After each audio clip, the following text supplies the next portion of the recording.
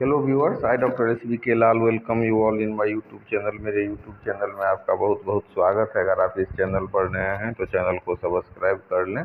आज का वीडियो हमारा यूनिट वेक्टर, जीरो वेक्टर और रिजोल्यूशन ऑफ वेक्टर पर है। तो ऐसे वेक्टर जिसका मैग्नीट्यूड 1 होता है उसको हम यूनिट वेक्टर कहते हैं। The vector having the magnitude 1 is called unit vector.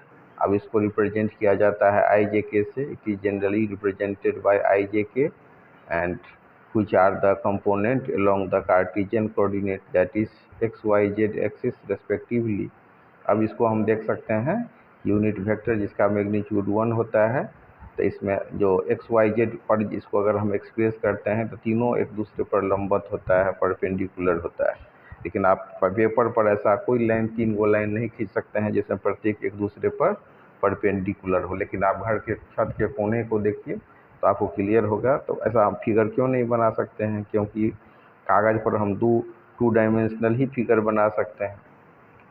तो इस तरह से जब ऐसा वेक्टर जिसका मैग्नीट्यूड 1 हो उसको हम यूनिट वेक्टर कहते हैं और इसको आई जे के से डिनोट करते हैं। और एक्स वाई जेड एक्सिस पर ये डिनोट होता है। एक्स एक्सिस पर हम आई को, वाई पर जे को और जेड एक्सिस पर हम के को एक्सप्रेस करते हैं, रिप्रेजेंट करते हैं। अब इसके बाद जीरो वेक्टर, दो वेक्टर ए और बी हम लेते हैं और दोनों को ऐड करते हैं तो उसका रिजल्टेंट भी एक वेक्टर होता है। अब दो वेक्टर हम लेते हैं जिसका मैग्नीट्यूड इक्वल हो और डायरेक्शन अपोजिट हो तो दोनों का जो मैग्नीट्यूड, रिजल्टेंट का जो मैग्नीट्यूड होगा ए प्लस बी, तो जीरो होगा। If two vectors A and B are added we get a resultant also a vector. तो अब इसके लिए हमको होगा कि सपोज दो को वेक्टर लेना होगा ए और बी।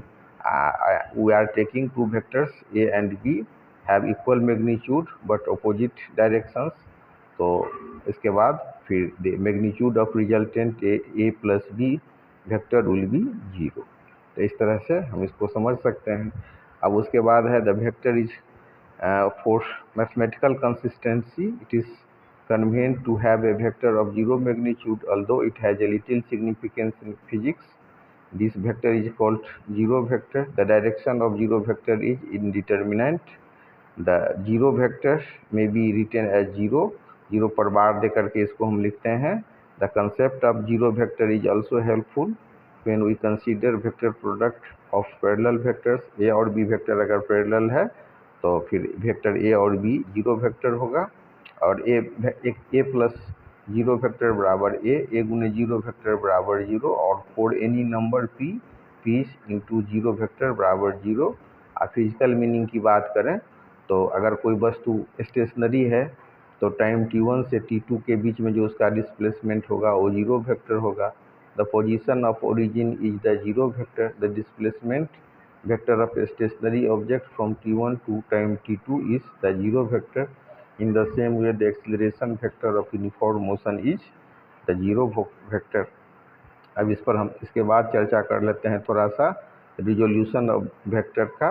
तो वेक्टर को तोड़ने की जो प्रक्रिया होती है, it is the process of breaking a certain vector into different directions. तो resolution of a vector in two perpendicular direction. अब एक वेक्टर ए लेते हैं, दूसरा बी लेते हैं। बी को अगर वेक्टर ए को रिप्रेजेंट करते हैं ओ सी के द्वारा और उसके लिए क्या करते हैं, ओ से हम ओ एक्स और ओ वाई दो ठो Cartesian coordinate axis into two mutual perpendicular हम इसको लेते हैं। एक्स एक्सिस पर हम देख सकते हैं ओ एक्स लेते हैं और वाई एक्सिस पर ओ वाई जो डिनोट करता है पॉइंट क्यू लेते हैं।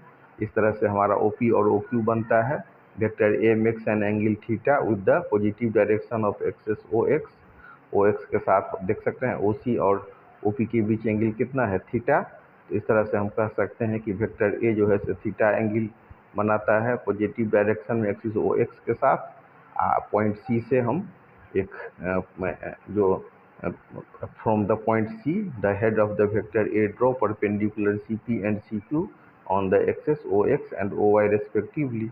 इस तरह से जो अगर रिजोल्यूशन हुआ ए वेक्टर का ए एक्स और ए वाई में तो हम लिख सकते हैं ए बराबर ए एक्स प्लस ए वाई और फिर ए बराबर आई ए एक्स प्लस जे ए वाई और मॉडुलस ऑफ वेक्टर ए क्या हो जाएगा, ए बराबर ए एक्स स्क्वायर प्लस ए।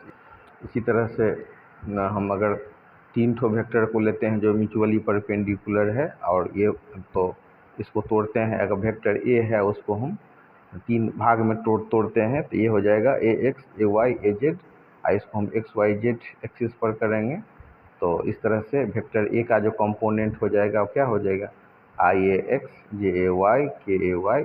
तो हम लिख सकते हैं कि ए बराबर आई ए जेड प्लस आई ए एक्स प्लस जे ए वाई प्लस के ए जेड। तो मॉडुलस ऑफ द वेक्टर ये क्या हो जाएगा, मॉडुलस ऑफ वेक्टर ए हो जाएगा ए एक्स स्क्वायर प्लस ए वाई स्क्वायर प्लस